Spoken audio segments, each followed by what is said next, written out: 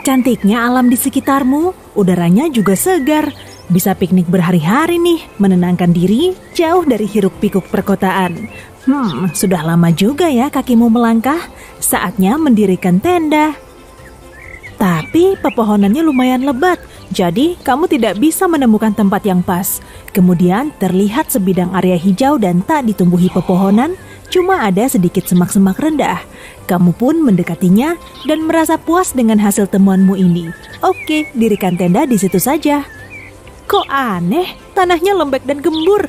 Ya sudahlah, tak perlu ambil pusing. Malah bagus dong, pasaknya akan mudah tertancap ke tanah, semudah menancapkan pisau ke mentega. Saat tendamu siap, hari sudah gelap. Saatnya masuk tenda, lalu rebahan santuy di dalam kantong tidurmu. Kamu terbangun saat merasakan ada yang ganjal. Kok basah? Sambil menggeliat, kamu bisa merasakan tanah di bawahmu basah. Kamu pun segera melompat keluar, karena tendamu mulai tenggelam ke tanah. Wah, ternyata tendamu berdiri di atas permukaan rawa. Tapi kamu beruntung loh.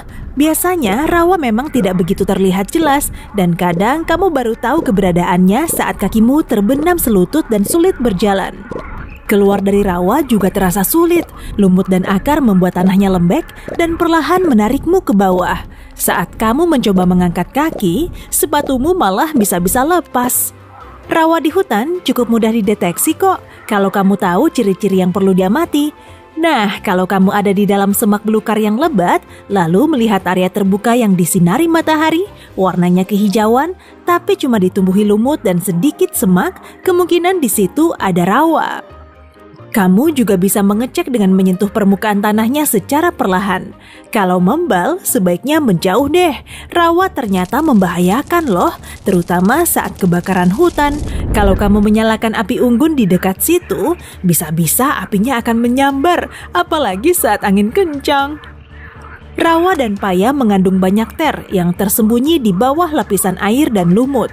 Kalau sudah terbakar, akan sulit sekali memadamkannya. Selalu jaga jarak aman ya sebelum kamu menyalakan api unggun.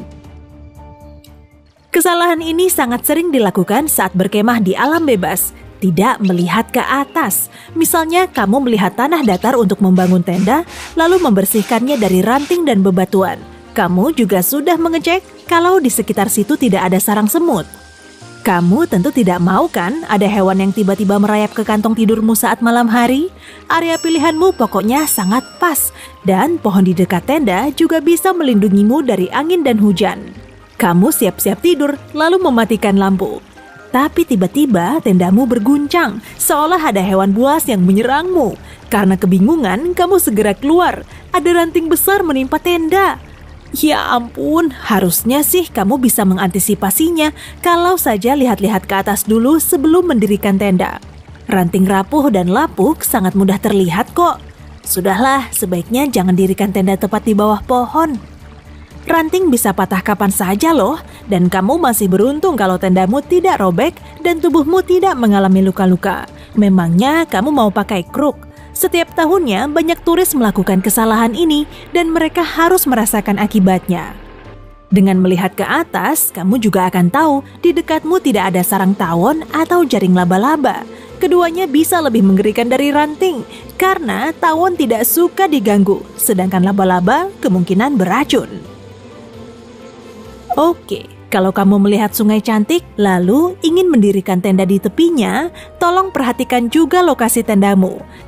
Kalau terlalu dekat dengan air, terutama saat musim hujan, bisa-bisa kamu malah kebanjiran di tengah malam. Selalu cek perakiraan cuaca saat hari H dan malam berikutnya. Kalau ada kemungkinan turun hujan, sebaiknya menjauh dari air, terutama sungai. Ketinggian air sungai mungkin bisa naik akibat hujan, dan airnya terus meluap melewati tepi sungai, merusak kemah sekaligus liburanmu. Meskipun jauh dari air, hujan juga bisa merusak campingmu kok. Misalnya, kamu sedang berada di tengah hutan terlindung oleh dahan pepohonan. Presipitasi tetap bisa mencapai permukaan tanahnya, tapi setidaknya tidak separah di tempat terbuka. Malam berikutnya, kamu mendirikan tenda di tempat lain, tapi tanahnya gembur dan lembek. Ah, bukan rawa kok, cuma tanah becek akibat hujan semalam. Kalau kamu ada di tempat seperti ini, sebaiknya pindah dan cari tanah yang padat deh. Tanah lembek dan tidak stabil bisa sewaktu-waktu bergerak di bawah tubuhmu. Gerakannya memang tidak sebahaya di rawa, tapi pasak tendamu juga bisa goyah. Tahu-tahu tendamu rubuh. Kalau kamu ingin mendirikan tenda di lembah cantik, tapi sesampainya di tempat tujuanmu kok hujan mulai turun, siap-siap sajalah tendamu akan beralih fungsi jadi perahu. Air dengan sendirinya akan mengalir ke tempat yang lebih rendah menuju ke tendamu, lalu merembes ke bawahnya. Pantas saja saat bangun kakimu sudah terbenam sampai lutut. Wah, tempat yang cocok banget buat istirahat nih setelah capek berjalan. Lokasinya ada di puncak bukit, jadi tidak ada air yang mendekat. Mentari bersinar cerah, tiada pohon yang menghalanginya. Duh, surga dunia deh bisa berjemur di sini. Ya, mungkin betul sih dalam beberapa jam, tapi kalau kelamaan di situ, kamu akan tahu kalau kamu telah mengambil keputusan yang salah. Sinar matahari langsung bisa membuat tendamu sangat panas hanya dalam beberapa jam karena bahan pembuatnya. Saat memasuki tenda, kulitmu akan terasa terbakar. Oke, anggaplah kamu tidak akan berlama-lama di dalam tenda. Saat malam tiba, tendanya akan dingin juga kok. Begitupun dengan angin, di tempat terbuka hembusannya bisa sangat kuat. Kalau kamu kurang waspada saat memancang pasaknya, bisa-bisa tendamu malah terbang tertiup angin. Sebaiknya pilih tempat di dekat pohon yang akan melindungimu dari sinar matahari dan angin. Tapi tetap saja, jangan coba-coba mendirikan tenda di dekat pohon tunggal saat cuaca diperkirakan buruk. Sebetulnya sih cuaca cerah maupun hujan tak masalah, tapi kalau ada badai kuat yang mendekat, pohon yang berdiri sendiri ini akan jadi penangkal petir. Bisa kebayang lah ya saat petir menyambar pohon dan tendamu ada di bawahnya. Siapa tahu kamu malah bisa mengecas ponsel. Berkemah saat cuaca dingin bisa jauh lebih menakutkan. Masih ingat kan soal sinar matahari langsung tadi? Kali ini jangan harap deh, sebaiknya cari penghangat di dalam tenda. Hawa dingin bisa bertiup masuk meski tendamu super mahal dan keren. Angin jauh lebih menggigit saat cuacanya dingin. Matahari langsung akan membantumu melawan rasa dingin ini. Salah satu kesalahan yang sering dilakukan oleh para hiker yaitu menyalakan api unggun terlalu dekat dengan tenda.